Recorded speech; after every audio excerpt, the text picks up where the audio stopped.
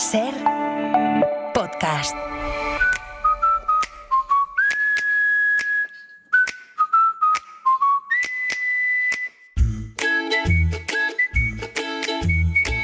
El Faro, con Laura Piñero. Hola, ¿qué tal? Buenas noches. Los periodistas siempre, pero sobre todo a esta hora de la noche, solemos dar muchas vueltas a cómo contar una actualidad que ya se ha ido contando a lo largo del día, recordar lo que ha pasado y a la vez aportar algo nuevo. Nosotros esta noche la vamos a esbozar a través de canciones. Podríamos empezar, por ejemplo, hablando de la desolación que sentimos por los incendios que están afectando distintos puntos del país y de las altas temperaturas que nos ahogan como consecuencia del cambio climático, con una canción de Macaco que habla de cómo sangra la tierra.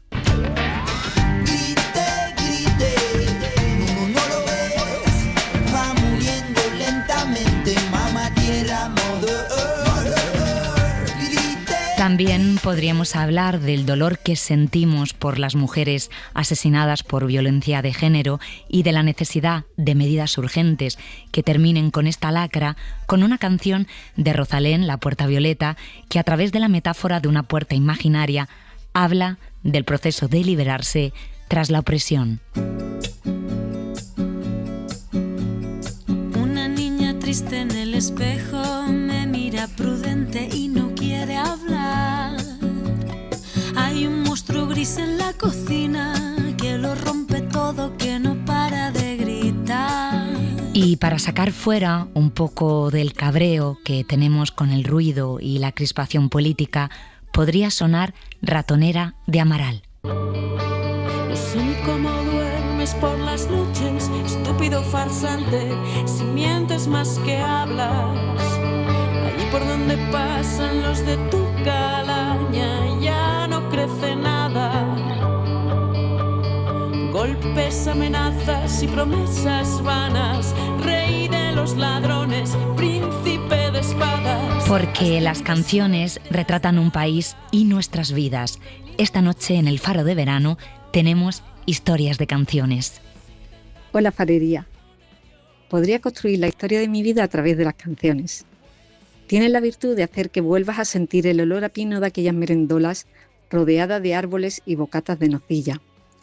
El tacto de la tela del asiento de aquel bar donde aguardaba que llegara el chico que me gustaba, mientras en la pantalla siempre sonaba una de Bangles. El canturreo de mi madre. ¡Ay, ese canturreo! Entrecortado, porque solo sabía palabras sueltas, letrillas susurradas al bullir de sus joyas. Larga vida al Faro. Una gaditana a favor del Levante. Muchos besos.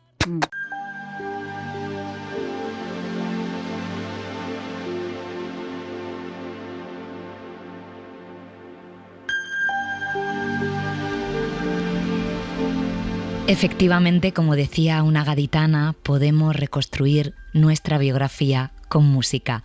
Hoy, por cierto, tenemos Club de las Dos con el músico sueco-argentino José González de invitado. Tuvimos la inmensa suerte de recorrer con él el Museo Guggenheim de Bilbao por su concierto especial allí, dentro de la programación de 20 aniversario del festival BBK Live.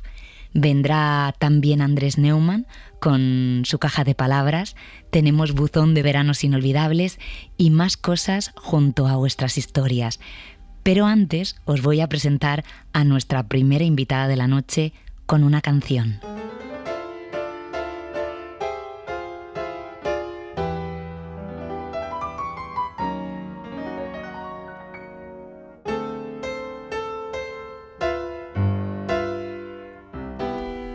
Porque esta canción entra por la ventana de un patio de vecinos en el libro Las aeronautas de Virginia Hiera, una novela que arranca en los años 60 y sigue a lo largo de 3 generaciones a Amelia Torres, un personaje que sueña con aprender a volar, una historia inspirada en las pioneras de la aviación española que retrata una época fascinante y compleja de nuestra historia. Virginia, hola. Buenas noches. Buenas noches. Enhorabuena por este libro, Las aeronautas, Y antes de entrar de lleno en él, yo quería contarle a los oyentes un poco tu historia personal y tu perfil. Tú llevas 20 años trabajando aproximadamente en el mundo del cine y de la televisión. Y unos cuantos más, sí. Llevo desarrollando mi carrera audiovisual desde casi los 19 años y digamos que principalmente me he desarrollado ahí. La narrativa audiovisual es parte de mi vida y bueno, pues he hecho una incursión en el mundo de la literatura porque tanto Las Aeronautas como mi primera novela Aviadora pues surge como un proyecto de serie y como tantas otras aventuras de series que bueno, buscan su camino, pues acaban convirtiéndose en libros y decidí emprender ese camino y pues con mucha suerte de que al final acabase siendo publicado. Podemos decir que esta es como la segunda parte de aquel primer libro, ¿no? Aviadora, sí. Sí, pero yo me voy a ir a la mecha de aquel primer libro, que tengo entendido que la historia se te ocurrió pues un día que estabas viviendo una situación cotidiana y se te encendió la bombilla. Sí, la verdad es que como todo el mundo de generación de las ideas surgen de mundos recónditos que uno guarda, estaba haciendo la cama en casa de mi suegra y bueno, mi suegra, que ya no está desgraciadamente entre nosotros, pues era una mujer maravillosa y muy exigente y pensé, Dios de mi vida, como vea cómo he hecho la cama, me va a echar toda la bronca y me acordé de una cosa que me había contado mi madre, que eran los concursos de amas de casa, que solían darse en los años 60 o 50 y yo dije, es que jamás ganaría un concurso de ese televisivo, ¿no? Porque soy un desastre con las cosas del hogar. Bueno, no todas, pero algunas. Y de repente, pues no sé, pensé, ¿no? Como siempre estamos pensando los que hacemos cosas audiovisuales, bueno, los que siempre somos creadores de historias, da igual el formato, pues ¿qué pasaría, no? Si de repente, pues una mujer con un poco de emprendimiento personal ganase uno de estos concursos de amas de casa, ¿no? Y así surgió, ¿no? Es decir, ¿y qué pasaría si se saliera del tiesto, ¿no? De alguna manera. Y se me ocurrió, ¿no? Decir, si quisiera soñar tan alto como convertirse en piloto de aviones en una época donde soñar estaba prácticamente prohibido para las mujeres, ¿no? Es una ficción, son ficciones, pero tú te inspiras en personajes reales. Claro, lo que hago sobre todo, lo que cuando empiezas a crear un poco la historia, ¿no? O sea, surge la llama y luego empiezas a rodear el personaje de familiares, de personas, de momento histórico concreto. Tampoco, cuando empecé ya la investigación histórica, pues ya decidí apostar por un año muy concreto, sobre todo por todos los movimientos un poco sociales históricos que estaban pasando en el Madrid de los años 60 y me quedé con el año 66. Claro, para mí era inevitable mezclar los personajes de ficción con personajes reales, ¿no? Sobre todo para aprovechar la posibilidad de meter ciertos perfiles o ciertas personas de los que me interesaba mucho hablar, ¿no? O que tenías en la recámara, más todo lo que fue surgiendo en la investigación histórica que yo hice. Entonces, digamos que me parecía una cosa muy interesante, combinar la ficción histórica, pues eso, con personajes reales con los de ficción. Háblame de Amelia Torres.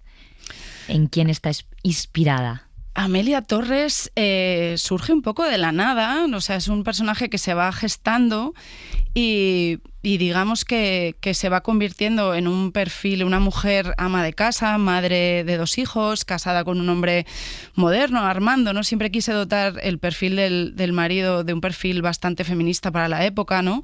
Para lo cual tuve que, evidentemente, crear un perfil de madre republicana y viuda, porque si no, es un poquito el perfil de mi marido. Al final se queda un poco con los referentes, ¿no? Entonces, no sé si al final, pues como todo un poco se ha ido pareciendo un poco a mí, evidentemente, ¿no? Porque bebes un poco de las fuentes cercanas de una misma. Entonces, digamos que ella a medida que avanza la historia, va evolucionando, ¿no? Como todo personaje, y se va creando a sí misma, se va creyendo su propia historia y lo importante de la gesta que está haciendo, ¿no?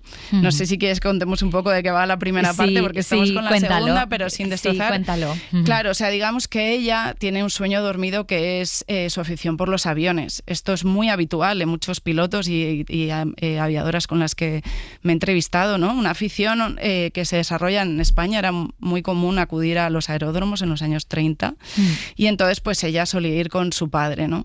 Y entonces, bueno, es una afición oculta que tiene ella, y que en el despertar de la posibilidad de obtener un premio económico, de pronto pues sueña, sale ese sueño dormido tras una pregunta de la hermana, ¿no? Que le dice, ¿qué vas a hacer con el dinero? Y entonces ella lo único que tiene es alrededor a todo el mundo que quiere disponer de ese premio, ¿no? El marido, oye, nos compramos un apartamento en Torremolinos, la hija quiere una moto, el hijo quiere un balón, la madre quiere una tele. Entonces, bueno, ella es como, bueno, pues no sé, todo el mundo quiere cosas, y la hermana le dice, no, ¿qué quieres tú?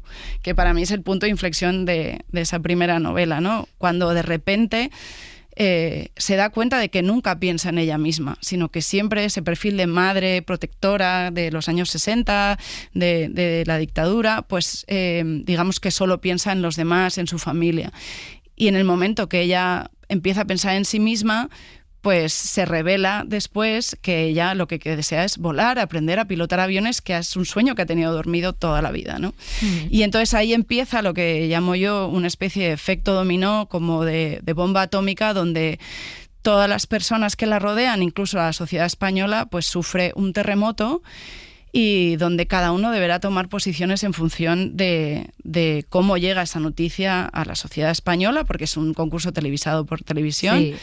Que esto no es real, realmente era un concurso de Telva que no llegaba a las pantallas, pero yo sí que lo doto de la importancia como de, pues es un evento nacional, lo ve todo el mundo, lo ve Franco, lo ve la gente en los bares, ¿no? Sí. O sea que, y entonces digamos que el calado del mensaje es muy fuerte para la sociedad del momento.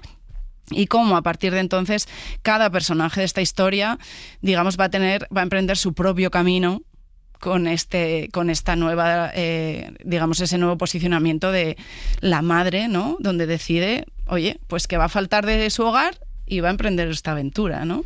Y en la segunda parte continúas la historia, la coges además desde otro lugar, pero a mí me gustaría que le cuentes a los oyentes quiénes fueron las mujeres pioneras de la aviación en España, y no sé si te quedas con algún nombre propio cuya historia pues te haya fascinado especialmente. Pues mira, he tenido la fortuna de... Hay dos perfiles que es verdad que tenemos un poquito más de bibliografía, que son María Bernardo de Quirós, sí. que familiarmente se le llamaba Eka, que viene de la nobleza, que tiene una historia apasionante, y además he podido hablar con su nieta, que hemos podido contrastar información, porque efectivamente son mujeres que se instruyen en los años 30 y son las primeras en obtener sus licencias de vuelo durante la República. Y María Bernardo de Quirós para mí es la pionera, ¿no? Es la primera que no tiene vergüenza alguna al enterarse de que ninguna mujer en este país todavía tenía una licencia de piloto, pues ser la primera, o sea, sin ninguna barrera ni nada. Y para mí otro personaje de los que salen 4 perfiles de aviadoras, aunque llega ahora a haber por lo menos 20 o 30 mujeres con licencias antes de estallar la Guerra Civil, es Mari Pepa Colomer, la primera piloto catalana, que también muy valiente y muy fascinante todo su perfil y cómo siguió. Su marido también era aviador. Para mí esos son los 2 perfiles más potentes que están en la novela, y que desde luego cualquier oyente puede zambullirse en sus historias y descubrirlas. ¿Cómo es posible que no conociéramos casi nada de estas historias, y un poco a raíz de tus libros pues te pones a investigar y dices, ¿cómo me habría gustado a mí de niña tener estos referentes? Porque además sí que tenemos en la cabeza otras aviadoras de Estados Unidos, por ejemplo, pero estas españolas, ¿no? No sé si de alguna manera el tema de la dictadura silenció aún más a estas mujeres. Bueno, yo creo que la dictadura y la propia historia en general ha silenciado a muchísimas mujeres en todas las disciplinas. Es la tarea pendiente que cualquier narrador o cualquier historiador siempre está intentando poner en relieve, ¿no? Un montón de perfiles de mujeres silenciadas por la historia, porque es un problema que afecta a la historia de la mujer, ¿no? Entonces, a nivel de la aviación, pues yo creo que no sé si es por falta de interés o por no, o sea, dentro de la historia de la aviación es verdad que las mujeres siguen ocupando hoy en día un porcentaje muy pequeño a la hora de pilotar aviones. Entonces, efectivamente, digamos que durante la República estas mujeres obtienen un reconocimiento muy fuerte. Mari Pepa Colomer es portada del periódico La Vanguardia. Eka Bernardo de Quirós sale también en muchísimas publicaciones. También Margot Soriano, cuando se casa, ocupa revistas del momento, ¿no? Y Pero digamos que a partir de la Guerra Civil es verdad que todos estos perfiles son silenciados. Estas aviadoras de las que tú comentas internacionales, Amy Johnson, evidentemente Amelia Earhart, son perfiles que pasan a unas dimensiones, pues digamos que por alguna razón o por otra, pues digamos que la historia decide que como Amelia Earhart desaparece, pues se convierte en una historia fascinante. Pero hay pioneras de la aviación en Estados Unidos o en Francia o en Inglaterra que han logrado muchísimas más cosas, muchísimos logros aeronáuticos que antiguamente se medía mucho, ¿no? Las distancias, un vuelo sin motor, o ha hecho este circuito desde Londres a no sé dónde, a Australia, tal. Hay pioneras de la aviación internacional que han hecho gestas muchísimo más importantes que Amelia Earhart, pero cuyos perfiles no son tan conocidos. Por ejemplo, yo creo, pero el hecho de que no llegue hasta nuestros días, pues supongo que es un poco, pues eso, la deuda de la historia en resaltar esos perfiles, y supongo que también el propio interés, pues oye, de la vida. Por eso también me parece importante, o quería hacerles un homenaje en este volumen. Está el tema de la dictadura. Por ejemplo, hay una casa donde hay varias mujeres y digamos que cada una nos cuenta una parte de la historia, una historia, por cierto, silenciada. Y me gusta mucho tu manera de enfocar todo esto, porque ¿puedo decir que es muy Berlanga? ¿Tiene un punto Berlanga? Absolutamente. Me hace mucha gracia que lo digas. No es la primera vez que me lo dicen, y efectivamente para mí la comedia negra, digamos, ¿no? Utilizar la comedia en mi narración ha estado presente desde el principio. Sabía que ese era el tono que quería emplear, porque Berlanga es un gran retratista de la historia de nuestro país y de aquella época, y evidentemente no puedo separarme de las grandes películas de Berlanga, de Azcona, evidentemente, ¿no? De las que he bebido toda mi vida y que sin quererlo o queriendo, pues al final surgen en la manera de contar las historias, ¿no? Entonces sí, porque sobre todo me imagino que te refieres a las abuelas, que son unos grandes personajes de los que me siento muy orgullosa, Vitorina y Emilia, que representan al final un poco las dos maneras de ser de una mujer en aquella época, ¿no? O de cualquiera, ¿no? Una mujer pues que viene de la República, que era maestra, depurada, y la otra pues una mujer pues digamos que se deja llevar por las tendencias de, pues no que se deje llevar, sino que es que al final la dictadura lo que hace es encorsetar a las mujeres hacia un camino muy concreto, ¿no? Entonces, bueno, pues Victorina digamos que ha seguido ese camino, y entre ellas surge la amistad, saltan chispas pues por sus opiniones, por su manera de ver la vida, que al final lo que hacen es retratar una época que es tremendamente interesante y que marca mucho a la generación de mujeres de nuestro país. Señalabas antes la documentación histórica que has buscado para hacer este libro, pero creo que también ha habido una documentación más práctica, más técnica, ¿no? Es bastante llamativo cómo controlas el mundo de la aviación.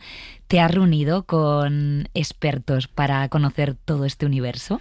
Sí, la verdad es que tengo una amiga piloto, Cristina, que me ha ayudado un montón. También ha rescatado recuerdos de su padre. Y luego, sobre todo, para este segundo volumen he contado con la ayuda de Rafael de Madariaga, que es un piloto, capitán del ejército, comandante de Iberia, que a sus 84 años, creo que tienes una barbaridad, es una enciclopedia, es un hombre encantador, y fue piloto de caza en la base de Torrejón de Ardoz durante muchos años, justo en la época de que está la novela ambientada, y que pues lo he convertido evidentemente en un personaje. Entonces ha habido muchos cafés con Rafael donde me ha contado un montón de anécdotas. Cosas que no había contado antes. Cosas que no había contado antes, o que no ha podido dejar en ningún otro sitio porque no había volumen para contar lo que tú y yo sabemos de lo que estamos hablando, y que ha sido una auténtica maravilla escucharlo, porque es una enciclopedia. Ha escrito muchísimo, tiene un montón de artículos, libros, y se acuerda prácticamente de todo. Entonces, digamos que toda la parte técnica, que tampoco yo quería entrar mucho en eso, porque yo entiendo que el lector, pues, oye, a la gente más aficionada a la aviación, pues a lo mejor busca un poquito más eso, pero digamos que la idea es acercarlo al gran público, o sea, claro, no hacer accesible la aviación tanto desde el punto de vista histórico, porque yo no soy historiadora, como desde el punto punto de vista aeronáutico. Hacerlo accesible, hacerlo atractivo, intentar empatizar con la pasión que despierta volar, ¿no? En los personajes y en las propias personas que he conocido, ¿no? O sea, mi amiga Cristina, ella pues a lo mejor tampoco tenía claro su destino, y cuando se subió a un avión y lo hizo por primera vez dijo que había nacido para eso, que no quería hacer otra cosa, ¿no? O sea que es algo muy visceral, muy pasional, y que he querido trasladar esa pasión pues al personaje de Amelia Torres, ¿no? ¿Habrá película o serie de este libro? Pues eso lo decidirá la vida, no lo sabemos, ojalá. Yo lo veo clarísimo. Yo también lo veo clarísimo. Me encantaría, porque es verdad que creo que es una historia que daría mucho juego, que es una época y un retrato de las mujeres que a lo mejor no hemos visto tan habitualmente, del mundo de la aeronáutica. La convivencia con los americanos en la base de Torrejón me parece muy interesante. Bueno, quién sabe. Esta noche con los oyentes estamos hablando de canciones, y hay canciones en este libro. Quiero que elijas una para terminar y nos digas por qué la eliges. Hay mucha música en estos dos libros, y para mí ha sido muy importante también entender qué tipo de música escuchaban los personajes y nuestras abuelas, nuestras madres, ¿no? Es decir, porque también las letras nos hablan mucho de los anhelos de todas esas generaciones, ¿no? Entonces, pero sí que hay una que a lo mejor he utilizado más en este segundo volumen, pues a veces para compartir contenido en redes, etcétera, que es Ruby Tuesday de los Rolling Stones, porque estaban prohibidos. Entonces hay una secuencia, bueno, un capítulo que para mí es siempre secuencia audiovisual un poco en mi cabeza al visualizarla, que es ella entrando en la base de Torrejón y pudiendo sintonizar la emisora de la base de Torrejón, ¿no?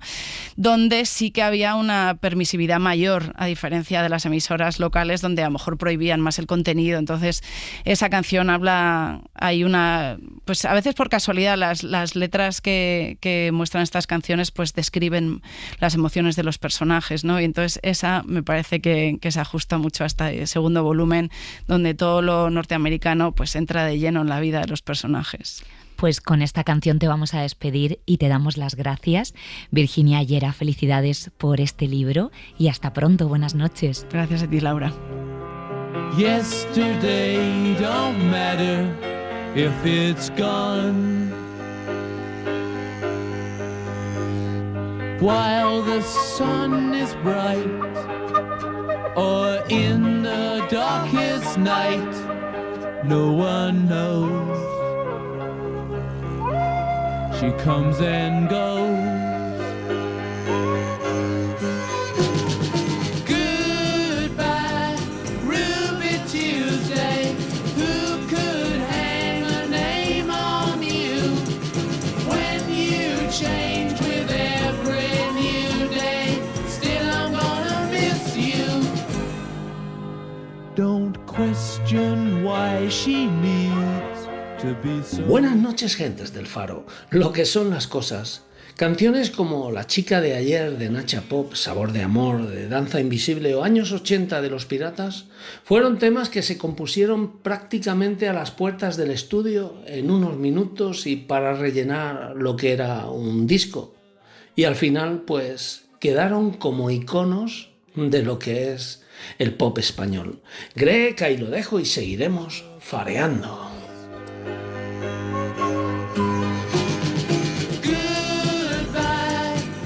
Este mes de julio el bizcocho está de vacaciones en su pueblo y yo sigo en Zaragoza trabajando y aguantando una ola de calor tras otra. Cada día nos compartimos una canción y de esta forma tan bonita la distancia se reduce y nos tenemos presentes porque la música tiene el poder de transportarnos allá donde nos gustaría estar y con quien nos gustaría estar. La canción que le dedicaría hoy sería una bossa nova, Agua de beber de Astu Gilberto, que me transporta directamente a un desayuno o una cena compartida a la orilla del mar. Un saludo desde Zaragoza, el gato de Prokofiev.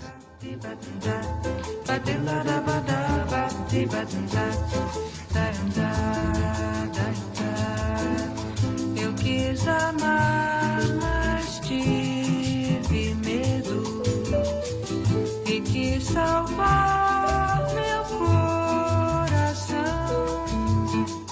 mas o amor sabe segredo. Lo que hizo cambiar al adolescente apocado y patito feo, y lo transformó en el hombre seguro y auténtico, Cisne. Aunque siga siendo feo, pero Cisne al fin y al cabo fueron estos acordes. 4 minutos y 49 segundos del año 1997 que me persiguieron y donde descubrí canción a canción quién quería ser y en qué quería convertirme. Gracias por enseñarme a desatar, pero sobre todo a ti, Mónica, por ser la banda sonora de mi vida cada día. Familia Farera, Laura, equipo de verano, gracias por ayudarme a recordar esta noche el lugar de donde vengo. Soy castellano que se enamoró de Vigo. Feliz noche a todos. La canción que más me llega al corazón y al alma, que cuenta una historia muy triste, pero a mí me parece de un infinito amor, es La hija de Juan Simón. Mi padre la escuchaba por su autor, Antonio Molina, yo por Rosalía. Y qué dolor y qué amor tan grande hay en el estribillo que dice: y todos le preguntaban, ¿de dónde vienes, Juan Simón? Soy enterrador y vengo. Soy enterrador y vengo de enterrar a mi corazón.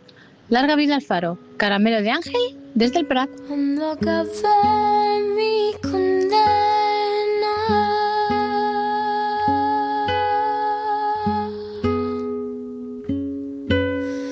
cuando acabé mi condena,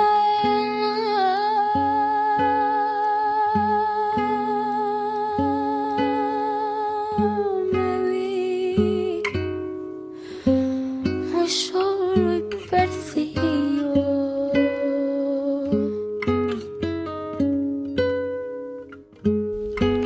La hija de Juan Simón, una canción antigua que muchos la pudimos escuchar en voz de nuestros abuelos o de nuestros padres y que recuperó Rosalía en su primer disco en Los Ángeles, un disco que estaba dedicado a la muerte y que fue parte además de su tesis doctoral.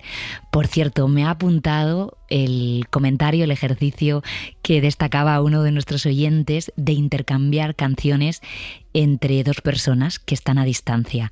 Lo voy a hacer porque la verdad que mandarse una canción es un ejercicio de amor.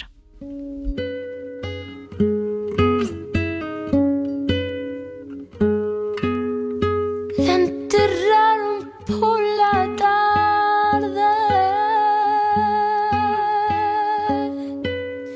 a la hija de Juan Simón, y era Simón en el pueblo, y era Simón en el pueblo, el único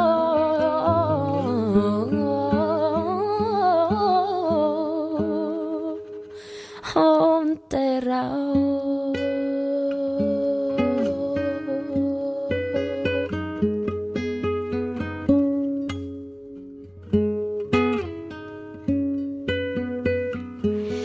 Y como en una mano llevaba la bala, ya no lo veo enlazado.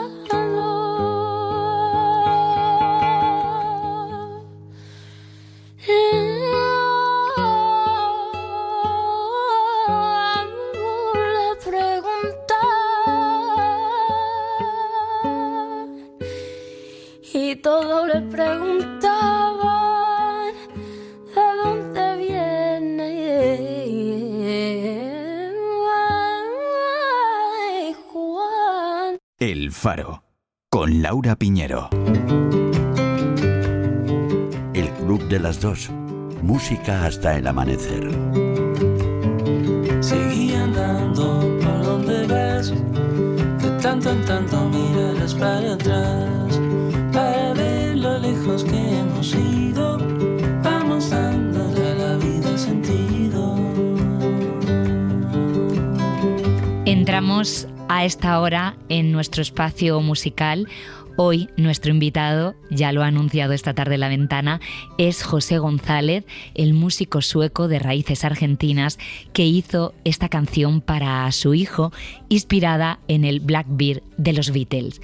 Con él estuvimos recorriendo el Museo Guggenheim de Bilbao con motivo del concierto especial que dio allí por el 20 aniversario del festival BBK Live. Hablamos con él de la vida y de su último disco.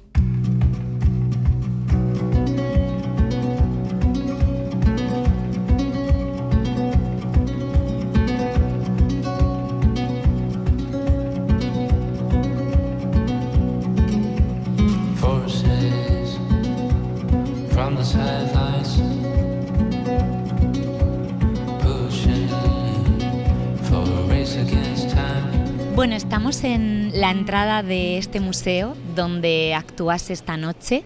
Lo primero, ¿qué sensaciones tienes por tocar en un museo?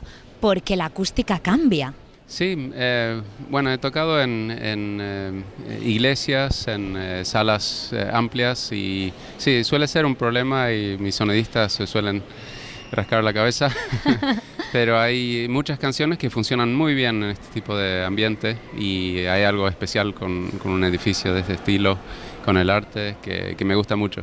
Yo cuando entro aquí, que esta es la puerta de entrada a este universo, pienso en lo importante que es cómo arranca un disco. En tu caso, tu último disco. Has elegido abrir con una tormenta perfecta. ¿Por qué esta canción para abrir el disco? Y en general mis discos son bastante tranquilos, pero por ahí tengo canciones que tienen un poquito más de energía y temas más oscuras, digamos.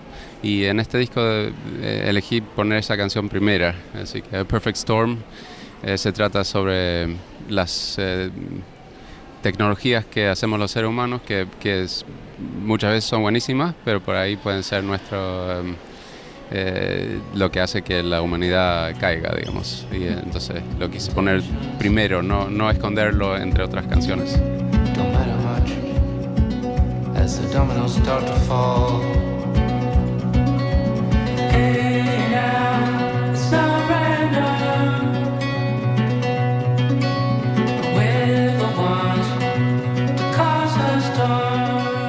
¿Hubo algún detonante que te hiciera mirar hacia estos temas? Porque es verdad que ahora están muy de actualidad, pero tú comenzaste a hacer el disco hace un tiempo, ¿no? ¿Qué te hizo sentir que estos temas eran importantes para la humanidad? Y he seguido a algunos filósofos de Oxford que estaban estudiando estos temas, ya son casi 10 años que los sigo, y uno de ellos, Toby Ord, escribió un libro que salió 2020, que se llama The Precipice, que habla sobre estos temas, pero también de un modo investigando qué dicen los expertos de guerras nucleares, de pandemias, de inteligencia artificial y preguntando a todos los expertos también hacen estimaciones y ahí ponía en ese libro que sigue estando que los riesgos totales están 1 en 6 que no logramos sobrevivir los próximos 100 años. Por supuesto, teniendo hijos te hace pensar sobre esos temas, pero también no importa si no tenés hijos. Hay una canción en sueco en este disco que yo no he podido traducir a la perfección, pero creo que está vinculado al tema filosófico que tengo la sensación que te interesa mucho. Son dos canciones que están juntas, podrías decir, que Roald Sleja, Sleja quiere decir velo, Rawls es John Rawls, el filósofo de política que tenía un thought experiment, un experimento de pensamiento, que si organizas una sociedad debes hacerlo usando un velo de ignorancia, un velo donde no sabes dónde vas a estar en esa sociedad, un modo de pensar en términos objetivos o neutrales y tratar de organizar una sociedad donde todos pueden florecer, digamos, como individuos. Si tenemos inteligencia artificial y robots, uno se puede preguntar ¿para qué servimos nosotros? Y pienso que parte de las respuestas puede ser las artes, puede ser la filosofía, la curiosidad y no necesariamente por la productividad de la economía, sino porque es interesante.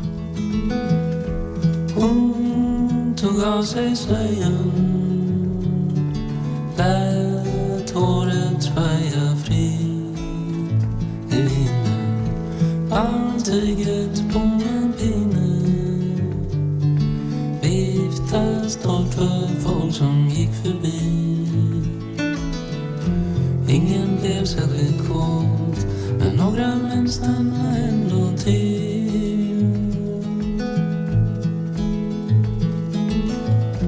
Började rycka och dra, sen fördes hon bort av morgonpolis.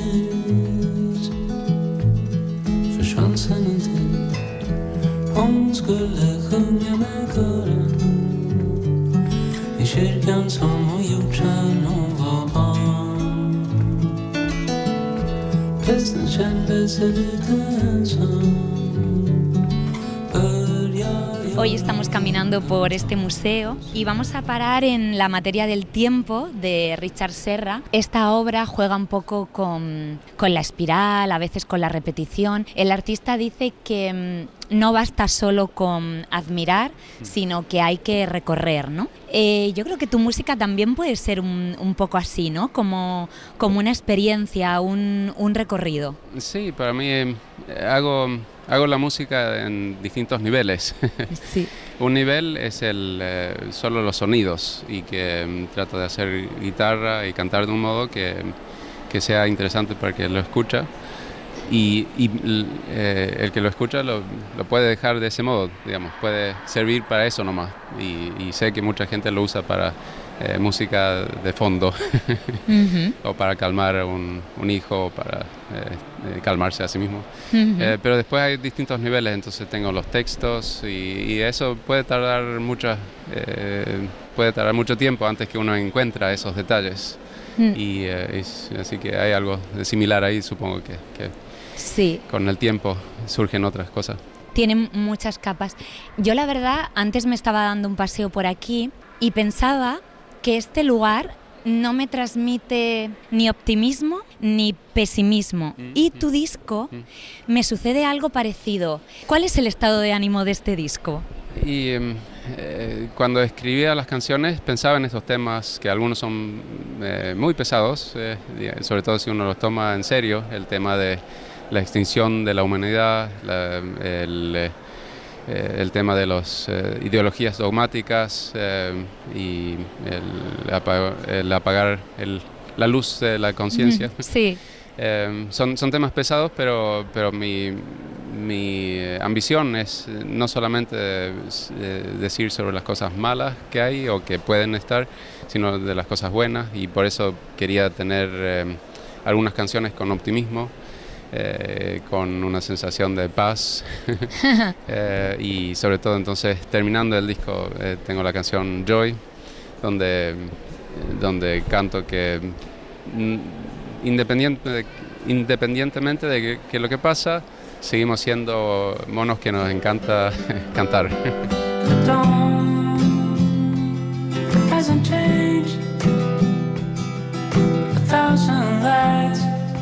Solve the gray as we cognify everything. We're still primates, we can't help but say as a few dark shadows fall, 1,000 suns ignite the walls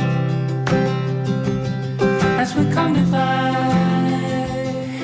En la canción Losing Game, ¿estás decepcionado, frustrado, estamos perdiendo la partida? Sí, así que esa sería la canción donde es después del hecho, es después que hemos perdido el control, inteligencia artificial, capaz que somos como humanidad, no tenemos control, no tenemos cómo arreglar nuestro futuro y me pregunto, ¿cómo pasó esto? Sí.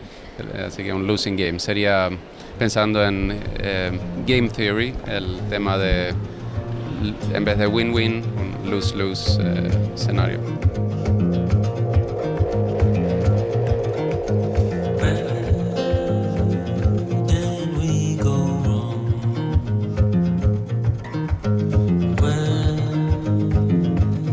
Take the wrong turn.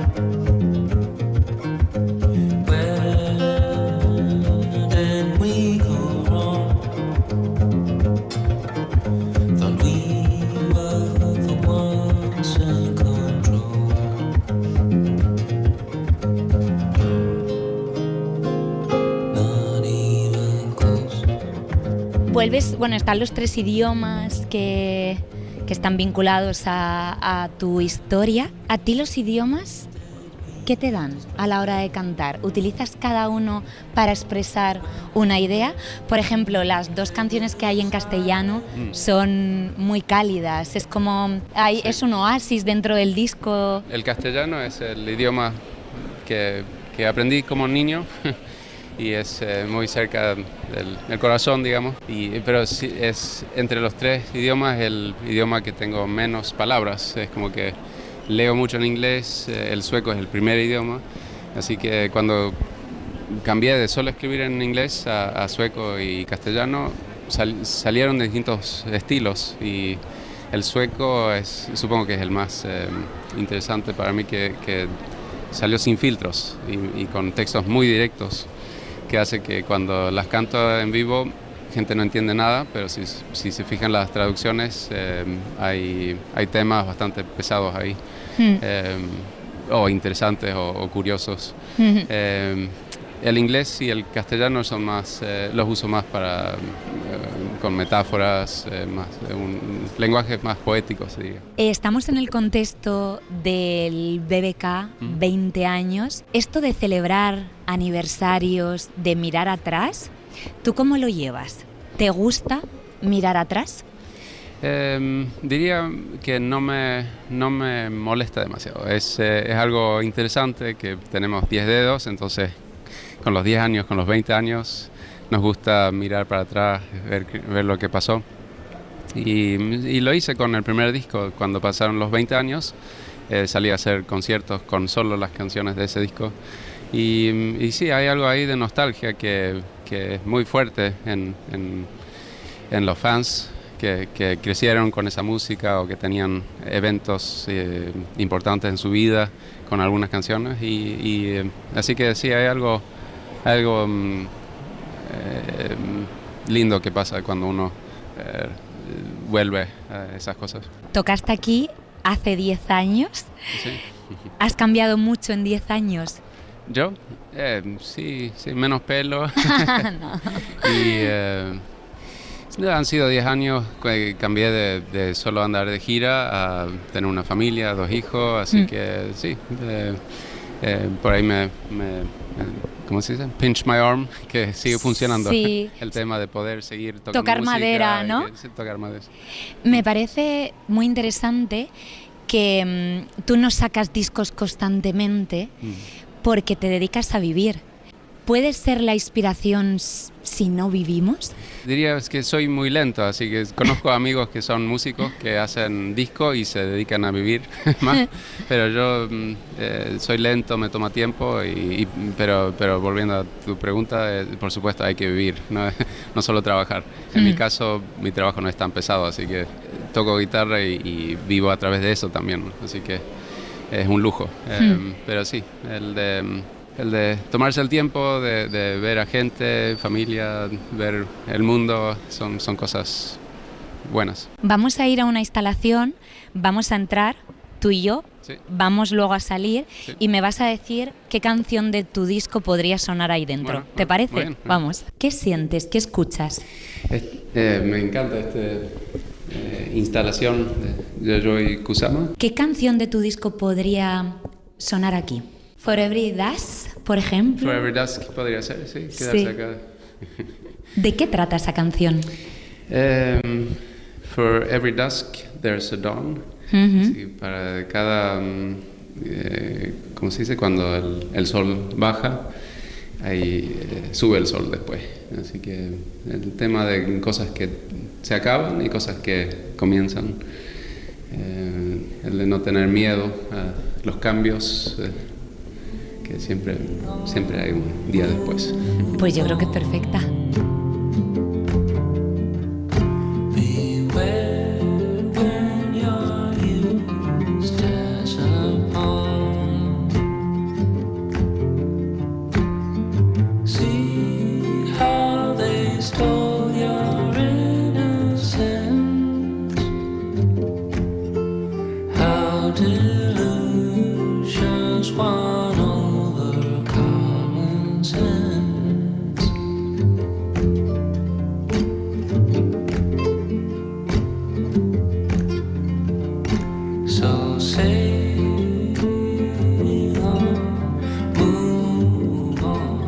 es un artista que tuvo varias pérdidas familiares, de amigos, que le hicieron, replantearse el tema de la oscuridad, sí, de la muerte.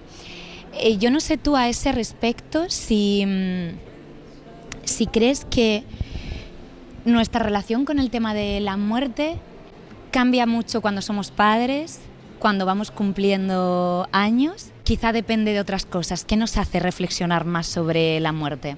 Y solo puedo hablar de mí mismo, que ha cambiado un poco, sí, con hijos y con padres mayores.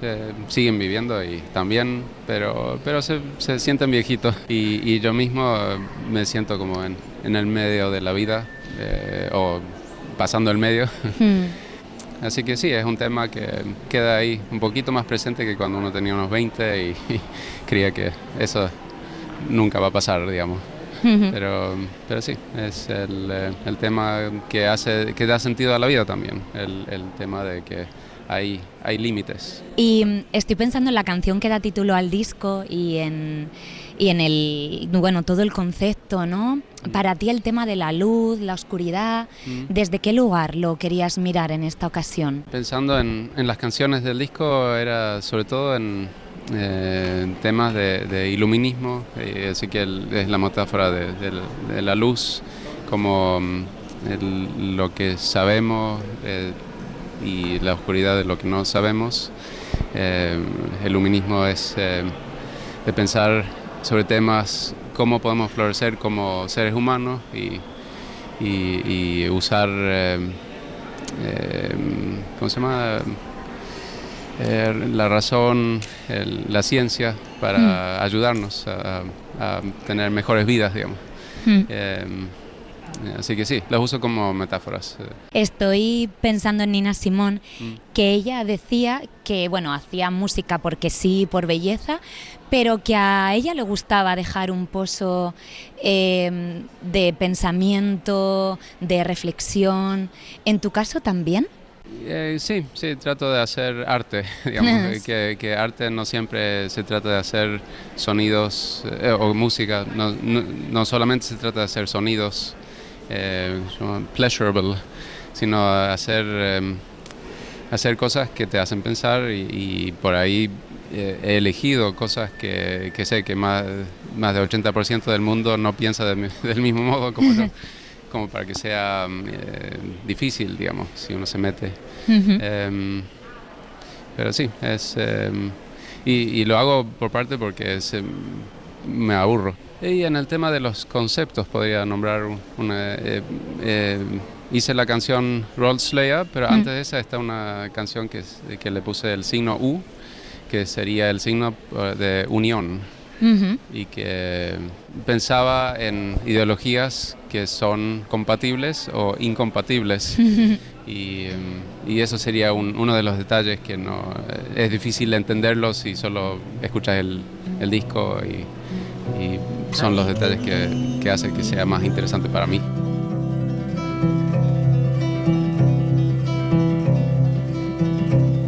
Ay, qué vida te tocó.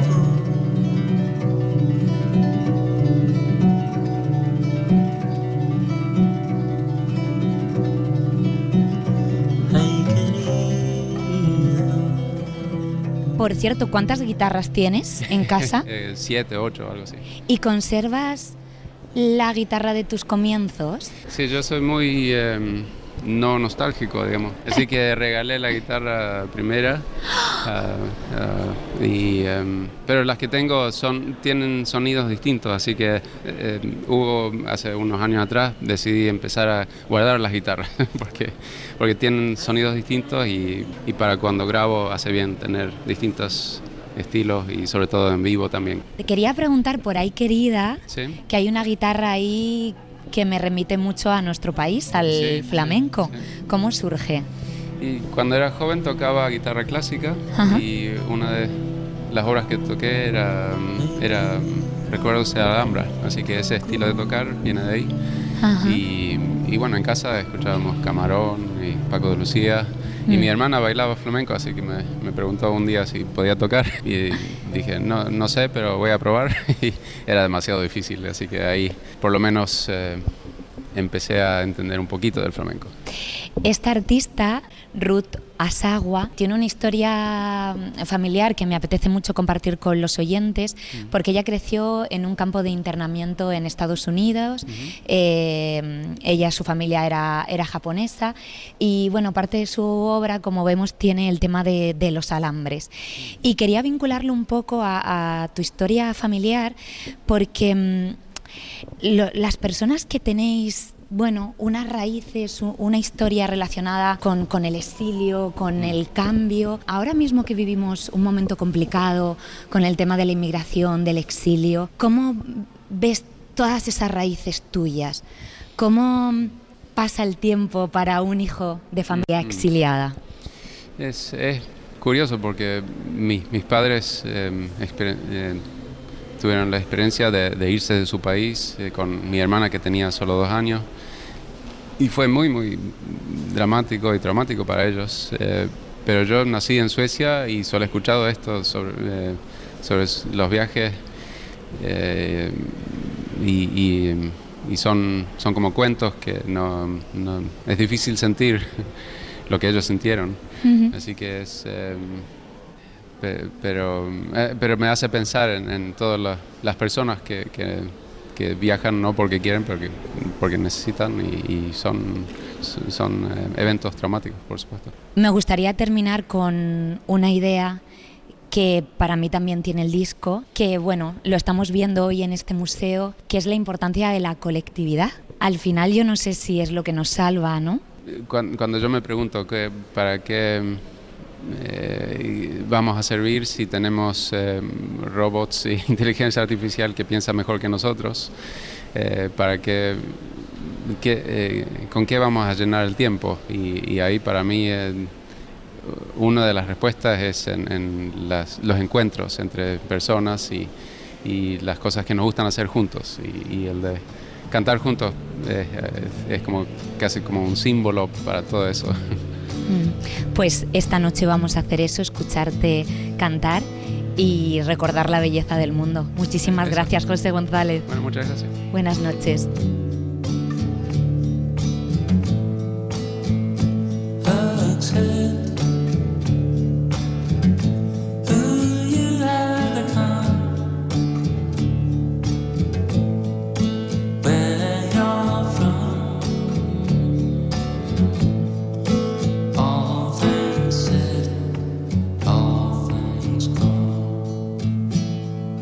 Con el tema de la música y las canciones, pues me he ido a los formatos. La verdad es que soy nacida en los años 60 del siglo pasado, con lo cual he pasado por el vinilo, los CDs, etc.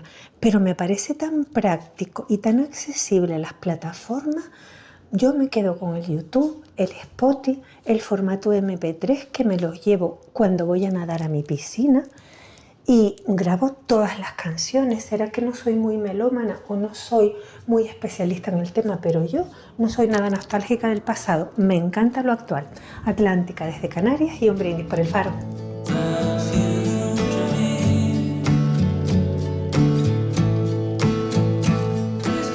En los años 80, pues yo compraba discos un poquito a ciegas, porque escuchaba una canción que me gustaba en la radio y me compraba el disco. A la aventura, sin saber si el resto del disco me iba a gustar o no. Así que recuerde, tengo 3 ejemplos. Susanna Hoffs, ex componente de Bangles, que sacó un disco que se llamaba When You're a Boy, no sé por qué canción me lo compré. Eight Wonder, que me lo compré por la canción I'm Not Scared. Y Martika, que me lo compré por la canción Toy Soldiers. Saludos a todos, soy Marcela Neve con gafas.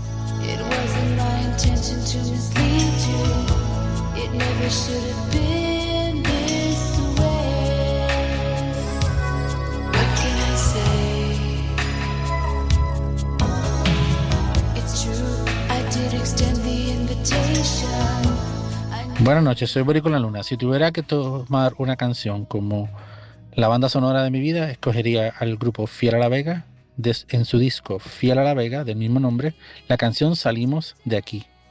Esta canción nos recuerda que debemos estar orgullosos del lugar donde nacimos, de nuestro lugar de origen, en este caso, nuestra isla de Puerto Rico. Porque como dice la canción, salimos de aquí y eso no es de donde quiera. Para toda la farería y el equipo, un fuerte abrazo.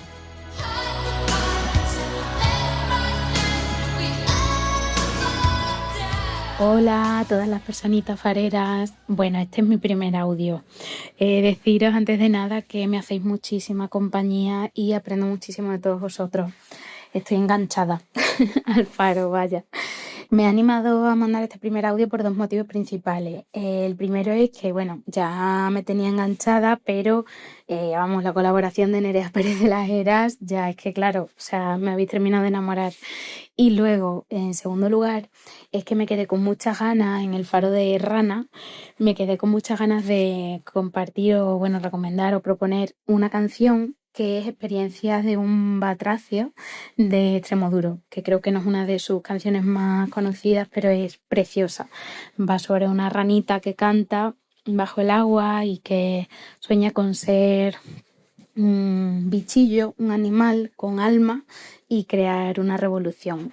Así que ahí lo dejo. Un besito, una extremeña por aquí. Canta la rana debajo del agua, sueña con ser una rana encantada, sueña con ser un príncipe azul, esperando un beso a contraluz. Canta la rana debajo del agua,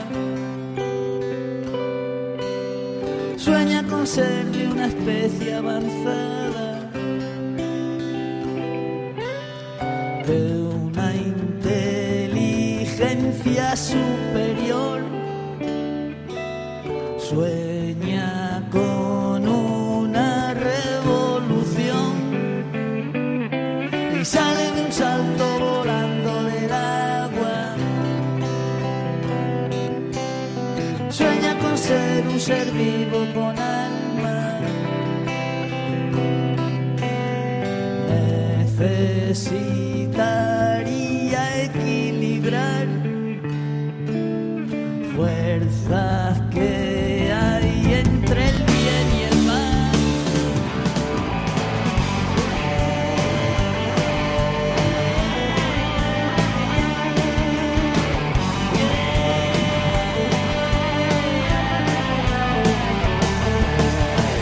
Y viene mi hada y me caigo de la cama.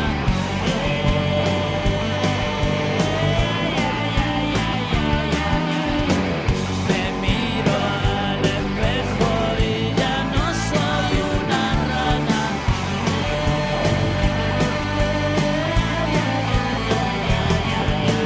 Me vuelven a desequilibrar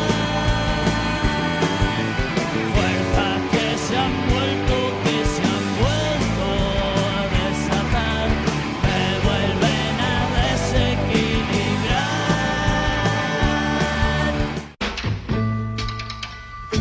El Faro. Con Laura Piñero. Listen, baby, ain't no mountain high, ain't no valley low, ain't no river wide enough, baby. If you need me, call me. No matter where you are, no matter how far. Don't worry, baby. Just call my name. I'll be there in a hurry. You don't have to worry. 'Cause baby, there ain't no mountain high enough. Ain't no valley low enough.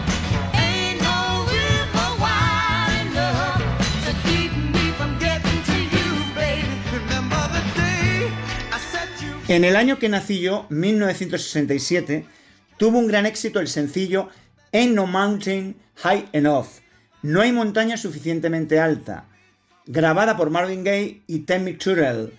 Tiene una melodía pegadiza y un sonido mezcla de rhythm and blues y soul característico del sello Motown.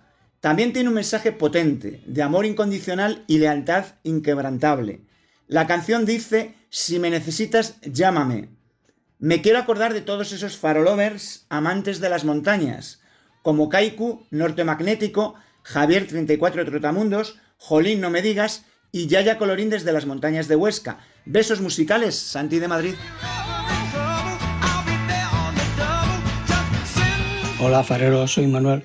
Yo conservo todavía muchos vinilos en long play y en singles. Son canciones que han llenado toda mi vida. Canciones para escuchar, canciones para bailar y los tangos de mi padre, que a veces también suelo poner. Él no sabía entretenernos, pero sabía cantar. Y cuando los hermanos que dormíamos en la misma habitación estamos alborotados, él entraba, se sentaba en la orilla de la cama y nos cantaba El día que me quieras, un tango canción de Carlos Gardel. Pues ese lo tengo grabado en mi memoria, no sé, en todas las células de mi cuerpo. Adiós, fareros.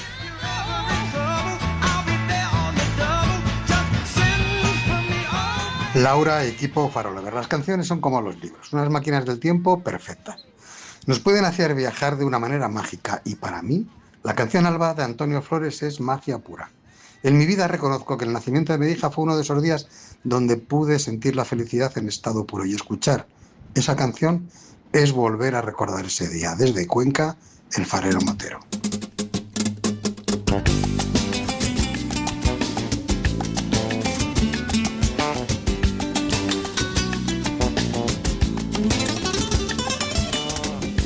No sé por qué tu llegada al mundo fue así, te costó salir. No sé por qué me sentí el hombre más feliz. Ya estabas aquí. Pude entender que eras un pedazo de mi ser, tan igual a mí. Y no olvidaré aquel olor a vida en tu piel, nada más nacer. El sol te doró la piel para que morena fuera. Ya una palmada se oyó el canto de una sirena. Al cantar me puedo olvidar de todos los malos momentos, convertir en virtud defectos. Esto que canta Fito Cabrales, al cantar, me ocurre a mí, que cuando canto o toco la guitarra o simplemente me pongo a escuchar 1000 canciones, pues se me restaura el alma. Y sí es cierto que para cada estado de ánimo existe una canción, o 2000, ¿qué más da? Pero existen. Men fuera desde Baitulo. La caja de voces, la expedición de las palabras, con Andrés Neumann. Andrés Neumann, buenas noches. Hola, muy buenas noches, Laura, ¿cómo estás? Yo muy bien, con muchas ganas de abrir tu caja de voces y hoy nos traes una palabra que voy a dejar que la presentes tú, yo ya la sé, pero es muy apropiada y muy bonita. Sí, cuidado, literalmente mucho cuidado, porque hoy tenemos en nuestra caja de voces una palabra preciosa que es cuidar. Qué bonita. ¿Por dónde la llevas? Origen primero, ¿verdad? Sí, estuve consultando mi diccionario etimológico preferido, que es el Corominas, y en él se cuenta que el verbo cuidar empezó a usarse con el mismo sentido que le damos hoy en el siglo XVI. Ajá. Antes tuvo otros significados diferentes. Por ejemplo, prestar atención. Anda. Fíjate qué interesante, Laura. Si prestar atención es o era una forma de cuidar, entonces, qué cuidadosa es la radio. ¿Y cuánto nos cuidan las historias, la lectura, la conversación? De esta palabra original se deriva cuita, que es una expresión muy cotidiana hasta hace poco que les habremos oído mucho a nuestros abuelos. Tener cuitas, andar cuitados, o sea, tener problemas que requieren nuestra atención y nuestro cuidado. Andar con necesidad de que nos asistan y nos ayuden. Y por supuesto, desde hace más o menos 500 años, cuidar significa también asistir a alguien, ayudarnos. Y es así como nos cuida esta palabra hoy. Ciertos los cuidados paliativos, por ejemplo, ¿no? También. Exacto. O la unidad de cuidados intensivos. Uh-huh. Y la RAE, la Real Academia Española, ¿qué dice? La primera definición académica no suena especialmente cálida, la verdad. Dice: poner diligencia, atención y solicitud en la ejecución de algo. no sé. La palabra ejecución, justo en ese contexto, suena, no sé qué opinarás, digamos, un pelín inoportuna, poco empática. Sí, lleva, digamos, a la palabra a otro lugar. ¿Verdad? Cuidar como ejecutar con diligencia, no sé. Yo me imagino, que sea a veces incorrecta. pienso que cuando estaban definiendo algunas palabras, que a lo mejor ese día podían tener un mal día y eso afecta a cómo se escribían las definiciones. Totalmente. Tengo es una esa multitud. fantasía, ¿no?